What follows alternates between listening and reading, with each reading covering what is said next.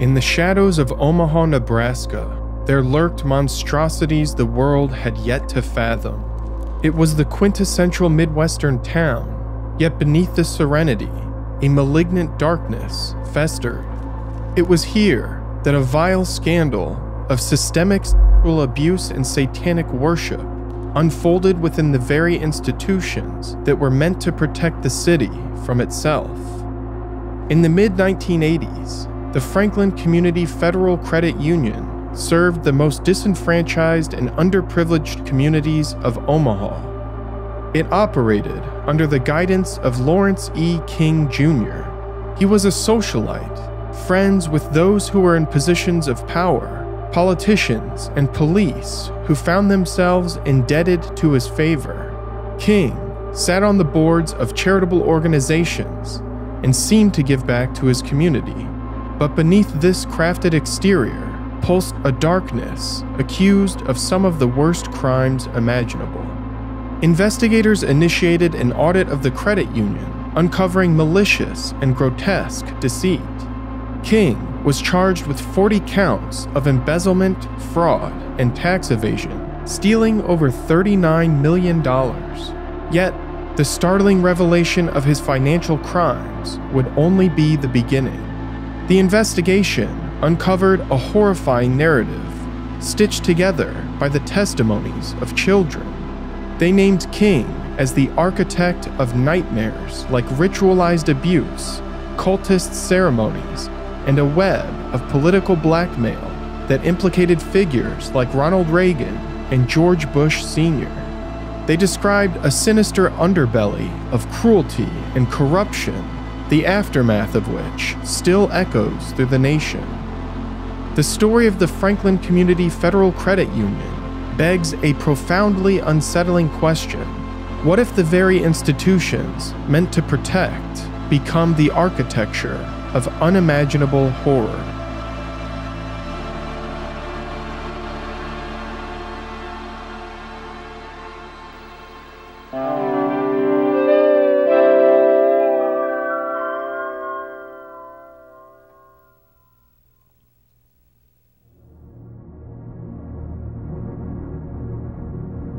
The Franklin Community Federal Credit Union was established in 1968 with the intention of making credit accessible to the African American community of North Omaha. It was a low-income credit union formed by community activists. It was a cornerstone of communal support, and it attracted deposits from charities, nonprofit organizations, and struggling individuals. The credit union offered certificates of deposit to non-members, and they provided financial services and education for residents, even helping when they couldn't cover their water or power bills. Lawrence E. King Jr. would become the manager in 1970, just 2 years after its establishment. Under his direction, the Franklin Credit Union expanded its services, like the initiative with the Consumer Service Organization, which managed welfare, disability, and Social Security checks. This expansion allowed a significant addition to the coffers of the Franklin Credit Union. King began offering high-interest certificates of deposit. They marked at 2 to 3% above market rates in an attempt to secure greater deposits at the credit union, and it was instrumental to the growth of the institution. However, it quickly became a Ponzi scheme where additional CDs were required to cover payments for maturing ones.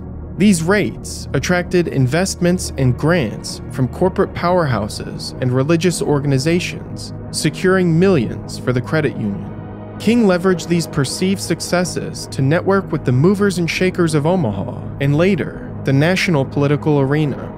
King started as a McGovern Democrat, but he changed his affiliation and became the chairperson of the National Black Republican Council. He was tasked with coordinating efforts to mobilize the black vote across 17 states, a role that placed him at the confluence of national politics and community outreach. King was a rising star of the GOP. He sang the Star-Spangled Banner at a Republican event in 1982 that was attended by President Reagan, and he sang the national anthem in 1988 at the RNC in New Orleans. Throughout the 80s, King became increasingly embedded in the Republican Party at the state and national level.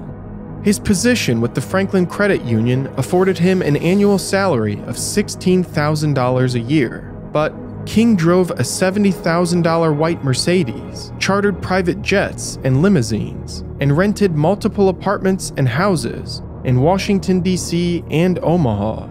He explained that his wealth came from old family money. The truth was much more sinister. King was exploiting his position at the credit union to fund his extravagant and debaucherous lifestyle. The Franklin Credit Union provided King with an inexhaustible bankroll.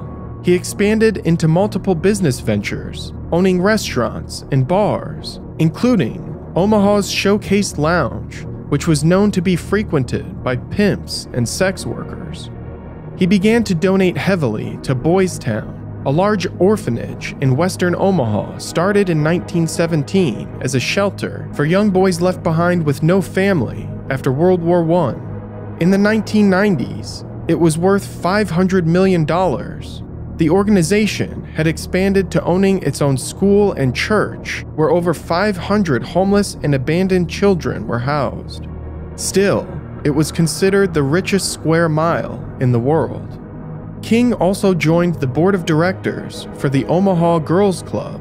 He began to funnel vulnerable children from both organizations into his home, businesses, and parties under the guise of empowerment and employment. These children would allege realities far more horrifying than anyone could have anticipated. Before the shutdown of the Franklin Credit Union in November 1988, before the senatorial investigation and public unraveling, a complex web of disturbing rumors began to surface.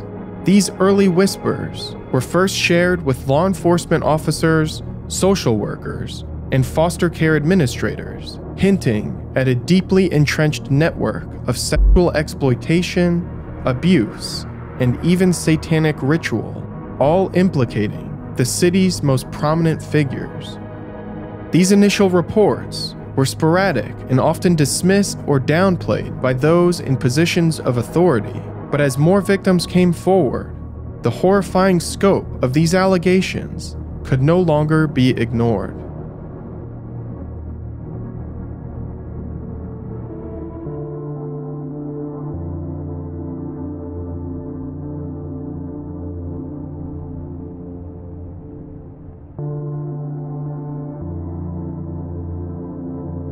On June 10, 1985, a social worker with the Nebraska Department of Social Services received a call from the Sheriff's Department in Washington County. Records indicate the call was about child abuse complaints under the foster care of Jarrett and Barbara Webb. Jarrett was a board member of the Franklin Credit Union, and Barbara was Lawrence King's cousin.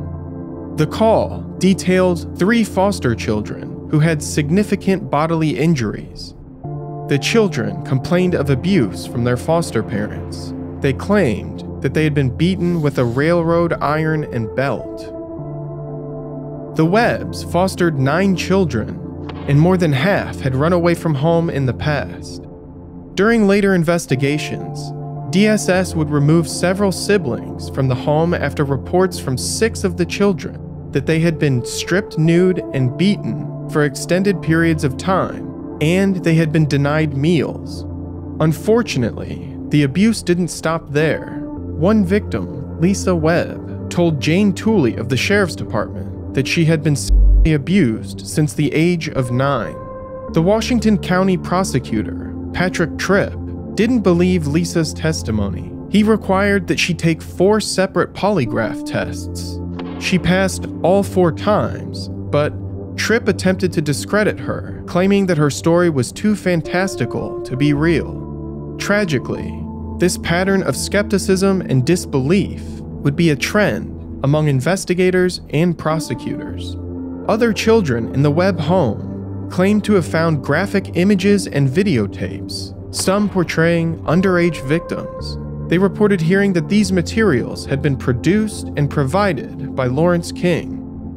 Julie Walters, a youth care worker at Boys Town, developed an extensive 51-page report based on interviews with Nellie and Kimberly Webb. She had extensive experience working with children who had suffered abuse, and she emphasized that the Webb children seemed truthful. Their narratives shared a remarkable level of detail, thematic consistency, and implicated figures, only enhancing their credibility. Nellie Webb reported that King would attend parties at the Omaha Girls Club, or he would throw parties at his home. King would call the Webbs and tell them to provide one or more children who would be forced to attend. She claimed the parties were attended by 30 adult patrons seeking the company of sex workers and children who were commingled. They would pay money, and the encounters would happen in communal areas, side rooms, or bedrooms. Horrifyingly, Nellie spoke about King flying her to Chicago, New York, and Washington, D.C., where she met significant political players, including Vice President George Bush Sr. She described that these parties had countless bodyguards, admission key cards, and pat-down security, and behind closed doors, she saw powerful politicians engaged with young male sex workers. The Walters Report was given to the Department of Social Services in 1986, but there seemed to be little, if any, investigative interest. Barbara and Jarrett Webb lost their foster license, but they were not subject to any criminal charges for the abuses perpetrated. Separately, a 17-year-old girl and her mother filed a report with the Omaha Police Department after participating in an illicit photography session. The photographer, Rusty Nelson, approached the 17-year-old to be his subject for a European portfolio he was developing. The girl and her mother followed Nelson to his apartment for a 5-hour session where Nelson made inappropriate remarks and attempted to convince the girl to pose nude. The girl's mother noticed several nude photographs in the studio. Many of the subjects appeared to be minors. Officer Carmian interviewed the two women about the exploitation attempts of Rusty Nelson. They claimed that Nelson spoke of being self-employed, but regularly spoke of someone he called the boss. Investigators arrived at his apartment, and they found it had been vacated just 9 days after the initial report. The lease for Unit 3B in the Twin Towers apartment complex was registered under the name Lawrence King. When the FBI spoke with King, he said he had evicted Nelson when he heard about the incident. Officers discovered that King rented several units in the Twin Towers complex, including the penthouse, and an interview with the building manager revealed rumors that King was a heavy drug dealer with a preference for young boys. Nelson would later contend that King used his deep bankroll to make the investigation go away.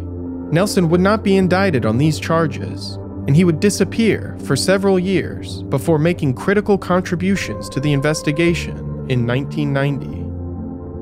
In 1988, Officer Carmian was dispatched to interview Shawnetta Moore, a 15-year-old girl whose testimony involved the same themes, players, and patterns of abuse, pointing again to a broad exploitation network within the city of Omaha. Moore was located at Richard Young Hospital, where she had told her therapist that she was the victim of nude photography and suffered at the hands of powerful men committing satanic rituals. Moore reported that she was friends with Kimberly and Nellie Webb, and that it began when all three of them were earning money by modeling for an unnamed photographer who was likely Rusty Nelson. Moore claimed that many of those photographing and purchasing photographs were leaders of the North Omaha Girls Club. She claimed she was coerced with threats of violence, and that she reported the photography network to law enforcement and the superintendent of her school, Deward Finch. Finch was mentioned in previous testimony as a friend and frequent visitor of the Webbs, and nothing came from her criminal report. Moore reported that she was gradually introduced to ritualistic parties where kids were drugged.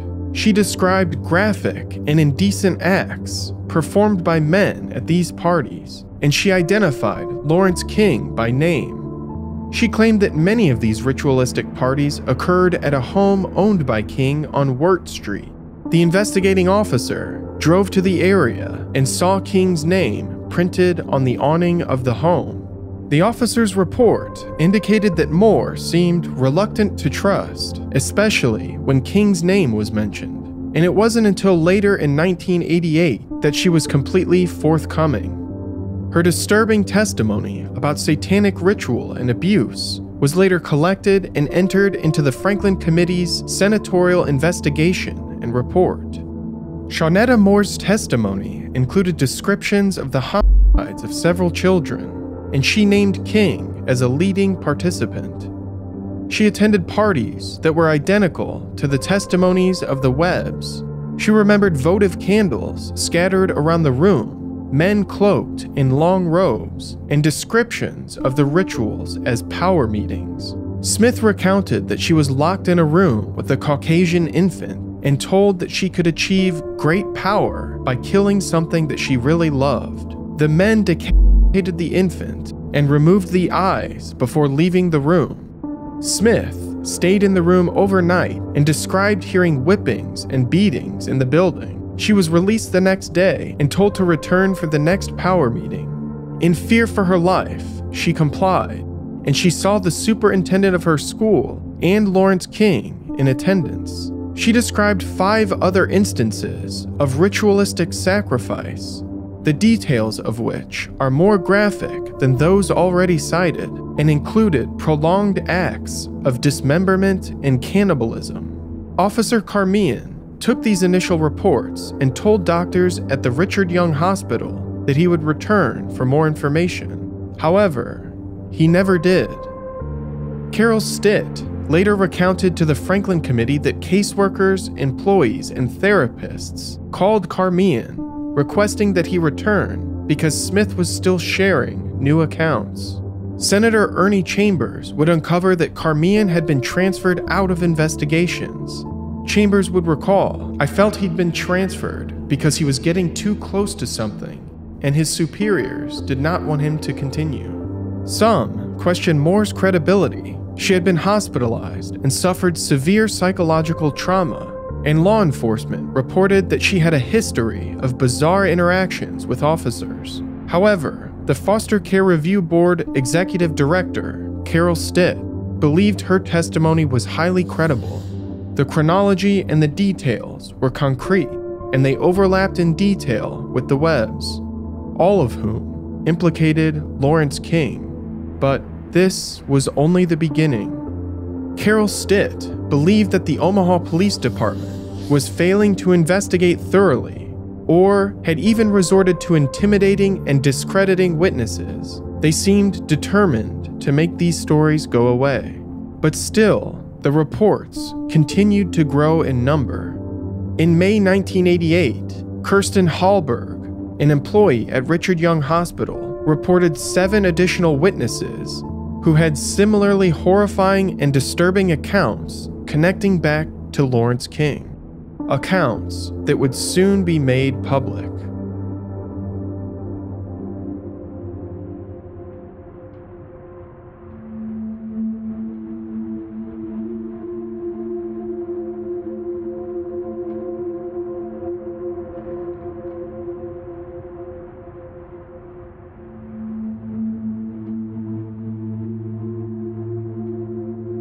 Whispers about financial mismanagement at the Franklin Community Federal Credit Union continued throughout the 1980s. In 1981, an anonymous letter was sent to the National Credit Union Association about misdeeds, and a limited investigation uncovered $400,000 in missing funds. In 1984, Edward Hobbs wrote a letter to the Franklin Board detailing embezzlement at the credit union. He was a former teller at the bank, and he was fired the day after sharing his letter. From 1984 to 1988, the Franklin Community Federal Credit Union escaped watchdog audits from federal organizations. King and several of his employees delayed and excused these potential audits to cover up their theft. But in 1988, the National Credit Union Association closed Franklin for unsafe and unsound practices, and a forensic financial accounting was conducted. 1 week later, they announced that millions of dollars of high-interest certificates of deposit had been hidden from federal examiners in the past. The total was $4 million in assets and liabilities and $30 million in missing funds. The total would later be raised to $39 million. On November 18, 1988, the state legislature demanded an investigation of the Franklin closure. The Franklin Committee was formed to investigate the neglect and financial mismanagement of the credit union, but the scope of their investigation would become much larger. The Franklin Committee was run by State Senator Loren Schmidt and State Senator Ernie Chambers. Both senators faced significant political headwinds, credibility concerns, and even dissension through the lifespan of the committee. But they were dedicated to the pursuit of truth and justice. On December 12, 1988, Senator Ernie Chambers received allegations of physical and sexual child abuse related to the Franklin Credit Union. The source of these allegations was never named. The senatorial committee was only beginning to uncover a malignant nightmare, the scope of which they had yet to imagine. On December 19th, Carol Stitt, Dennis Carlos, and Burrell Williams of the Foster Care Review Board recounted the allegations of abuse to the Franklin Committee. The first investigator hired was Jerry Lowe, a former Lincoln policeman, and by July 1989, he had gathered a great deal of secondhand evidence, including witness testimony and some financial records indicating the Omaha police chief had spent time with King at his Washington, D.C. residence. However, without substantial evidence, Senator Schmidt worried the case would fall apart. Senator Ernie Chambers and investigator Lowe resigned. By August, the Franklin Committee hired Gary Caradori, a former state patrolman, and with his assignment, the case took an even darker turn.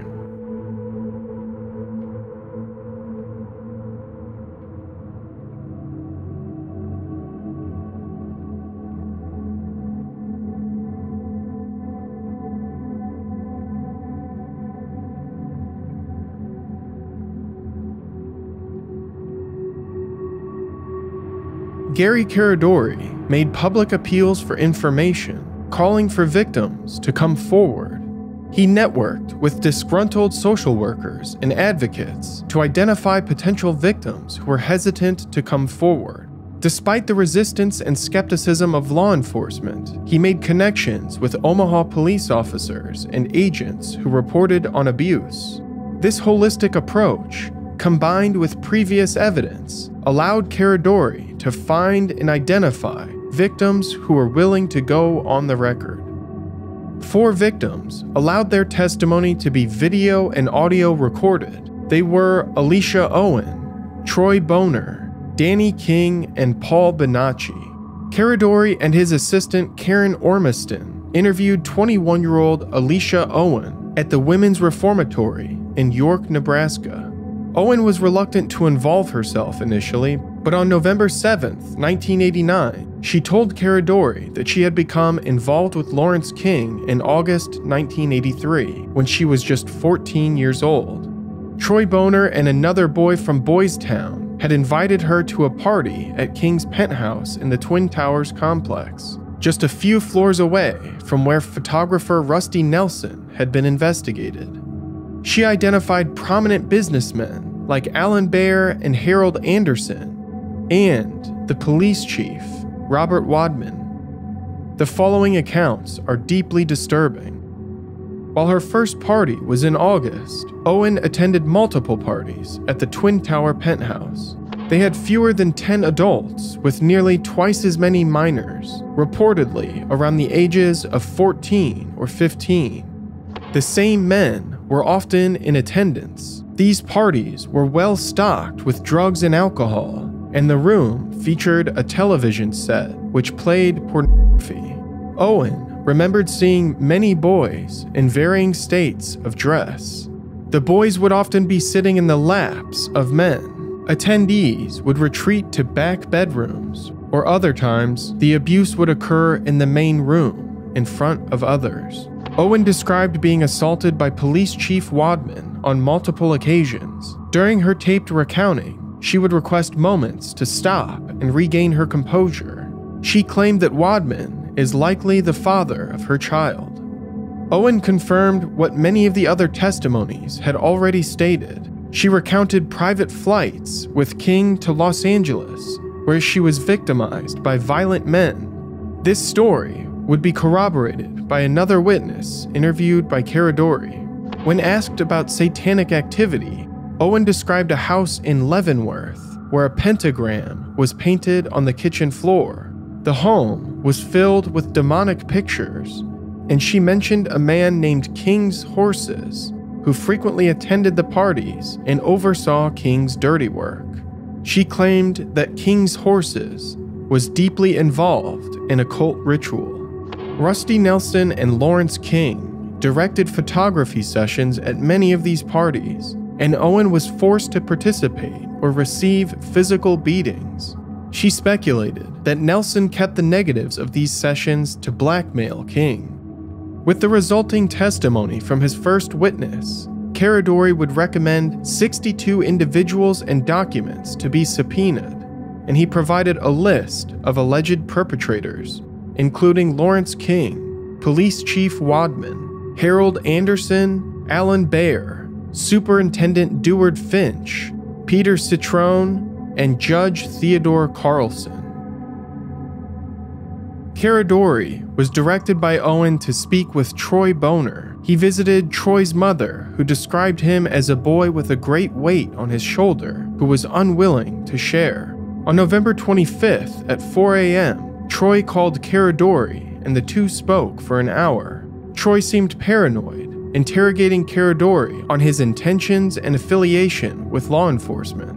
When Troy began to share that he had been abused and deeply scarred by what happened, Caradori insisted that they not discuss it over the phone, and the two agreed to meet the following day.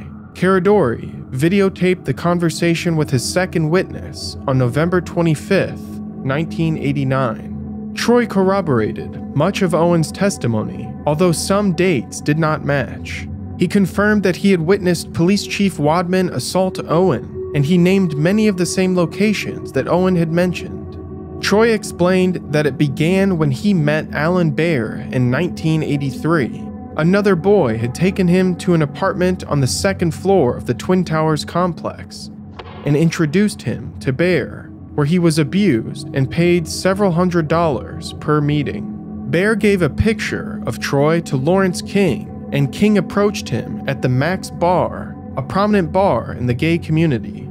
King paid Troy for similar abuses, and King moved Troy into a Travelodge Inn for 3 weeks, where the two met almost every afternoon. Troy would eventually be moved to an apartment owned by King, where he and other minors were frequently abused. In May 1985, Troy recruited another minor, Danny King, and introduced him to Baer just as he had been introduced. Troy, Danny, and Owen would frequently be flown on private charter planes or directed to take commercial flights to California, where they met with sadistic pedophiles. Troy claimed that some minors were not on return flights, and he assumed they had been sold or killed. With Troy's videotaped testimony, Senator Schmidt and Caradori were fearful about how to proceed, given that the institutions of power in Omaha were directly implicated. Danny King was employed, but in the process of being evicted when Caradori met him. Caradori and Troy picked up King from his apartment, where he gathered his things. Caradori filmed the interview with his third witness at a Residence Inn on December 5th, 1989. Danny confirmed that he met Baer through Troy's introduction in 1983. He was 13 or 14 years old at the time. The two drank schnapps, and Danny accepted abuse for a payment of $50, and this continued every week for 7 months until Danny was introduced to Lawrence King. The three would do drugs at Baer's residence, and Danny would be beaten and unpaid if he didn't perform certain acts to King's liking. The videotaped interview of Danny King ran nearly 6 hours, and in the days following, Caradori drove him through Omaha to confirm several of the named locations, including the apartment of Alan Baer. The 21 hours of testimony from Owen, Troy, and Danny corroborated multiple events, locations, and people in their separate accounts, and they were confirmed by testimony from other witnesses who refused to go on record. The footage was submitted to the Nebraska Attorney General's office and the U.S. Attorney on December 27, 1989. While this was a necessary step in escalating the accusations of corruption, child abuse, and Satanism, Caradori worried about the welfare of his witnesses, given the history of corruption. He housed his witnesses and supplied them with food and goods. He advocated that they receive physical and psychiatric care, and he worried about harassment similar to what the Webbs and Owen had already suffered. At the same time, Senator Schmitt and his attorney John DeCamp spoke with an agent at the FBI field office in Omaha to discuss law enforcement's inaction in previous investigations. They implicated prominent figures and shared that Police Chief Wadman had been named as an alleged perpetrator. The agent told Schmitt and DeCamp that he was close friends with Wadman and that the committee would receive the full and direct scrutiny of the FBI if they chose to implicate him. As a result, DeCamp turned to the press, releasing a memo that publicly named many of those mentioned in the videotaped testimony. The shockwaves of this memo reached throughout newspapers and television networks in Nebraska and neighboring states. A blurb was even written in Newsweek magazine. Omaha reporters and officials were quick to discredit DeCamp. The Lincoln Journal and World Herald only printed excerpts, stripping the names of those implicated. DeCamp and others posited that the editorial decisions were influenced by Peter Citrone and Harold Anderson. Citrone was a prominent newspaper columnist who wrote for the World Herald, and Anderson was the former publisher of the World Herald. Both were implicated in the child abuse allegations. On March 1st, 1990, the FBI debriefed Danny King, who began to recant what he told Caradori on videotape. They conducted multiple-hour debriefings, and his story remained unchanged until March 5th. He claimed to have lied about the interstate flights, but he reiterated the abuse by Baer and King. Danny King blamed Troy Boner for the fabricated stories. He claimed that Troy was looking to sue King for millions, and the orchestration of the testimony was meant to ensure their victory in the judicial system. By the end of March, Danny had recanted almost all of his testimony, including the repeated abuses of Baer and King. The FBI followed by debriefing Troy Boner, who recanted much of his testimony as well. The DeCamp memo, the leaked videotaped testimony, and the recantation of Danny and Troy greatly wounded the investigation. DeCamp, Schmitt, and Caradori believed the FBI had coerced the recantations.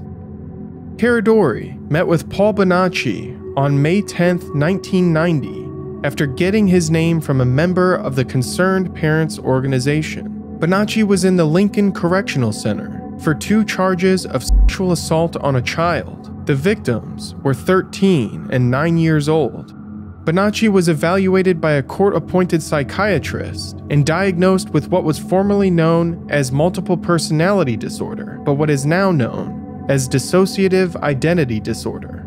The disorder, while controversial in diagnostics, often presents in disorganized victims who suffer repeated and severe abuse as a child. Bonacci was born in Omaha, the second youngest of 6. He came from a broken home with a second and then third stepfather. He suffered neglect, and a predatory neighbor began abusing him at the age of 6. When he was 9 or 10, Bonacci became involved with drugs and sex work, loitering in a nearby park frequented by pedophiles. This quickly matured into parties where he encountered and embraced Satanism and large-scale exploitation. In the first 7 hours of videotaped interview, Bonacci confirmed he met Owen, Danny, and Troy in late 1983 at the Twin Towers apartments. He had already been abused by Citrone, Bear, and King. He described meeting Citrone at an amusement park, where he was solicited, and he described meeting Bear in 1979 in the Milk Run neighborhood.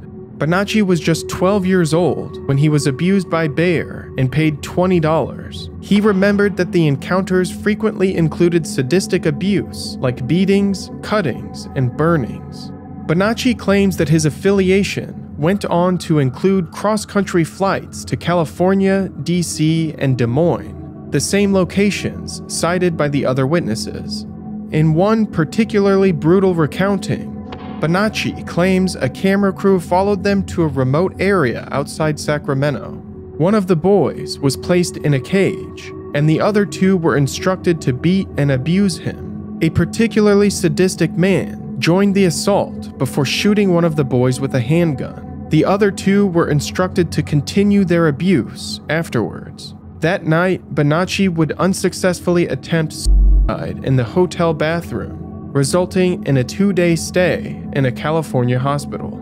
Bonacci confessed that he participated in the abduction of 12-year-old Johnny Gosch in Des Moines. It was the early morning of September 6, 1982, when Gosch vanished without a trace. The only remnants of his presence were a wagon with undelivered newspapers and his dog, left to wander the street alone. The search was immediate and widespread. Flyers were plastered on every surface, and the police were inundated with tips, entrenched in a case that defied explanation. The search quickly went cold. Months turned into years, and then in 1984, Johnny Gosch was one of the first missing children portrayed on a milk carton. This was an initiative to spark interest, drive public engagement, and unearth leads that might otherwise be lost. Bonacci recounted that men had forced him to kidnap Gosch. They threatened him with a pistol and instructed him to speak with the boy on the street long enough for one of the men to grab him. These men took Bonacci, Gosch, and another boy to a home near Omaha where their abuses were filmed. It was Bonacci's testimony that began to provide reason for the trips to Washington, D.C. He implied that King used children to blackmail politicians and other power brokers. The home in the area had been outfitted with security cameras to capture the illegal sexual activity. These tapes would be sold to other players to twist votes and force political capitulation. Bonacci claims that he was interviewed by the Omaha Police Department on several occasions. He even provided documentation of aggressors, including photographic evidence. However, nothing came from these investigations. Bonacci and Owen suggested that Caradori pursue Rusty Nelson, who likely had a surplus of photographic negatives. They could secure physical evidence of their testimony. On July 9, 1990, Caradori flew a 1984 single-engine Piper Saratoga from Lincoln to Chicago with his 8-year-old son.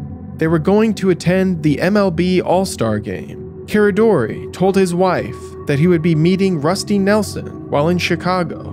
Caradori made 4 phone calls while there, speaking with Lauren Schmidt, his wife, and 2 others. In one phone call, he stated that he would be acquiring photographs and other materials that would corroborate the testimony from his remaining 2 victims. Rusty Nelson would later confirm that he met with Caradori in Chicago and provided him with photographic negatives that would be the linchpin in the Franklin case.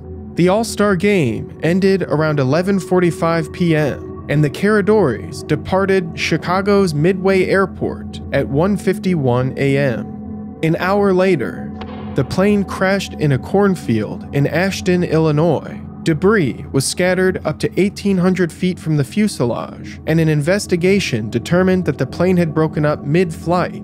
2 years later, it would be speculated that Caradori may have become overtaken by fatigue. When attempting to desperately recover lost altitude, he had snapped the wings off the plane. The backpack and film camera of Caradori's son were recovered nearly undamaged, yet Caradori's briefcase was not. Those close to the case believe that if Caradori had retrieved photographs, they would have been stored inside this briefcase.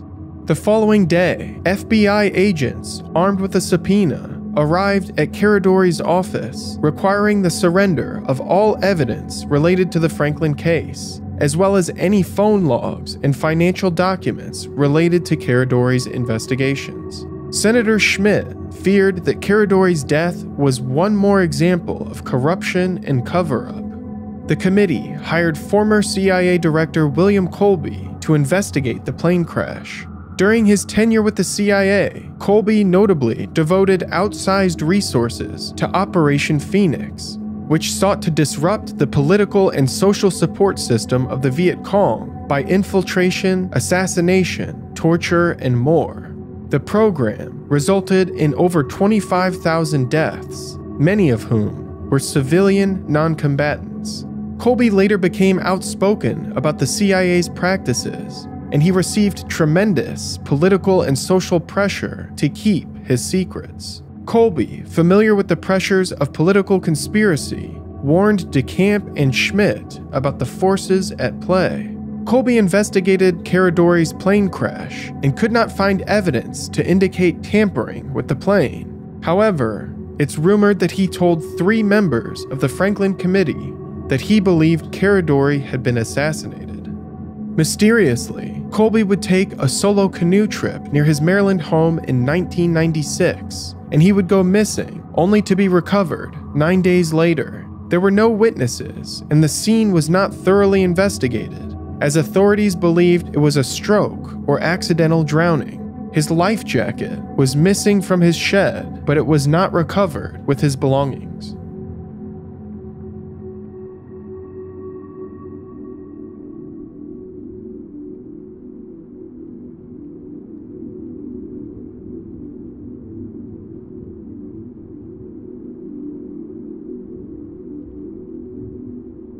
The purpose of the Douglas County Grand Jury was to judicially review the Franklin-related child abuse allegations.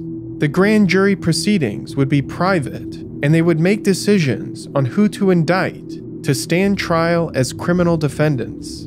The prosecutor began by calling witnesses, reviewing testimony, and sharing evidence with a jury of Nebraskan citizens.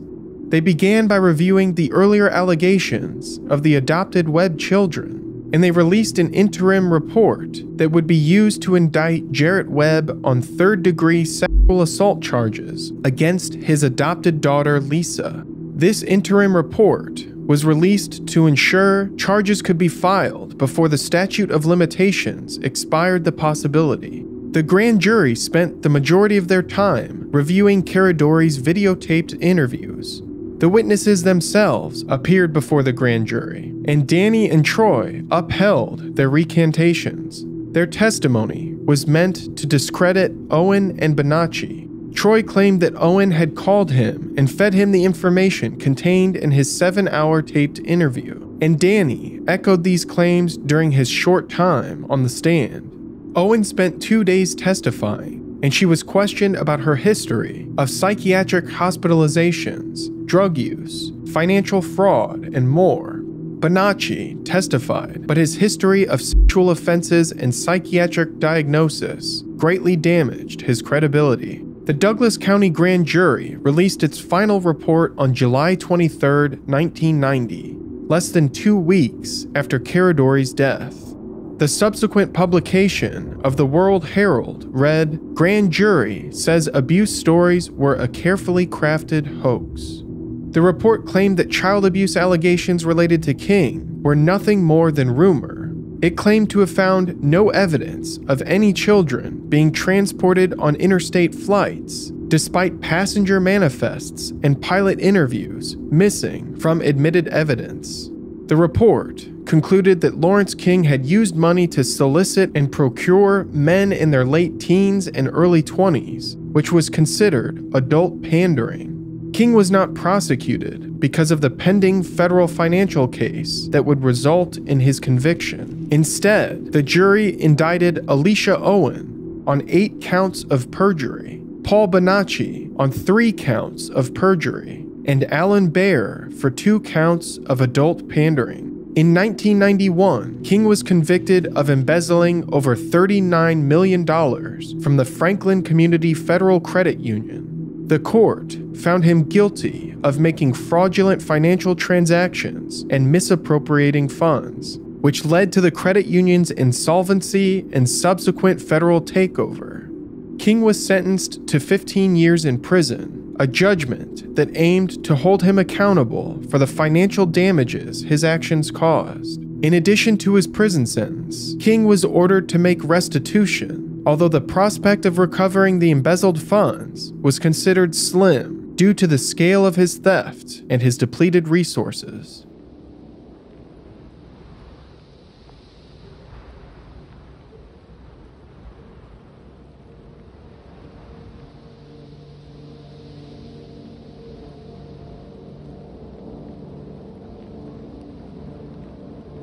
The aftermath of the Franklin Committee's investigation and grand jury trial were as multifaceted and complex as the case itself. King's conviction brought a sense of legal resolution to the financial aspect, but left many in the community still grappling with the unresolved allegations of child abuse and exploitation. Some believed that justice had been done.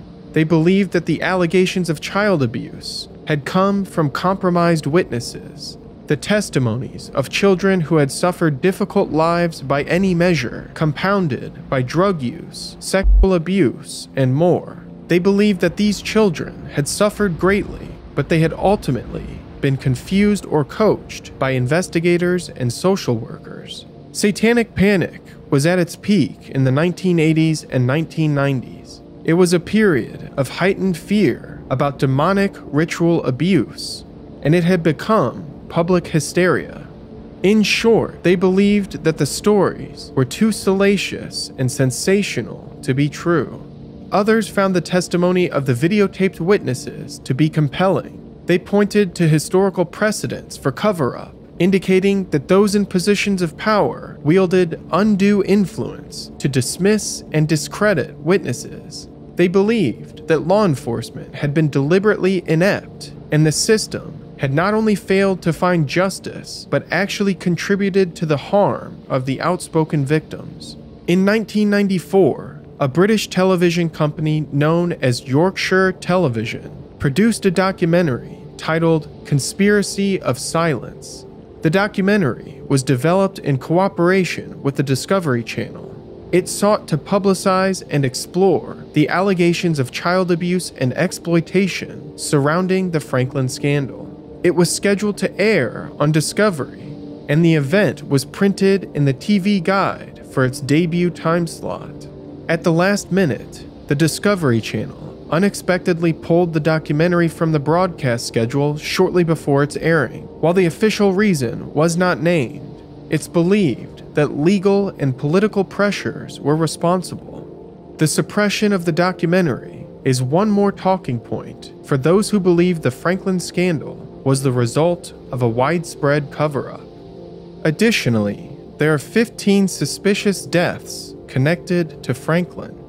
Bill Baker was a restaurant owner in Omaha.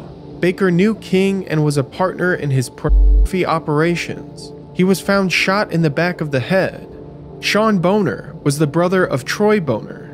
In 1991, Sean was just 20 years old when he was found with an accidental gunshot wound to the head.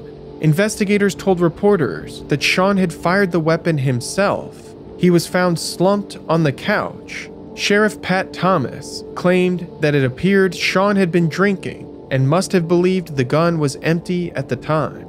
Aaron Owen, brother of Alicia Owen, was found hanging from a ventilator by a prison-issued bedsheet in 1990. He was serving a 4 to 7 year term for several charges, and he died in his cell just hours before one of Alicia Owen's court dates.